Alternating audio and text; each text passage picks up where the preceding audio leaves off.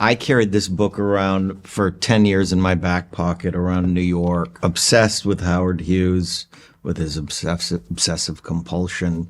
I was fascinated by a man that these kind of people that were thought of as aviators were really astronauts, at that time. They were risking their lives. They would have ticker tape parades for these people when they arrived from around the world, flights that were into the hundreds of thousands waiting for these people. New aviation history is written when his Lockheed monoplane returns swiftly and safely. And he was also one of America's richest men. And then, this then descent into madness and his fascination with microscopic germs as he had repeated head trauma from all these crashes and was undiagnosed with obsessive compulsive disorder. So I had this book and I pitched it around. Finally, Michael Mann did a script with John Logan, which was fantastic. And Michael and I almost did it, but he had just finished doing Muhammad Ali and was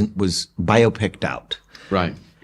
So I brought it to a couple other directors and finally sent it to Marty, and he opened it up. He told me I didn't know anything about boxing, and I opened up and read Raging Bull, and I didn't know anything about aviation, and I read Aviator, but I liked that character, and let's do something with it. And I think I was 30 years old. That was the first time I kind of was a part of making a film like that happen from my own free will. And it was still to this day, I think, one of the most memorable, magical experiences. We got to recreate all of Hollywood, all of the Man's Chinese, the Spruce Goose in Canada. We recreated these unbelievable sets, the Coconut Grove, and the 3 different film strips that he did from the 1920s to the 30s to the 40s with different Technicolor process that Marty used as the decades changed. There was just so much thought and attention to detail put into that film. I'll never forget it.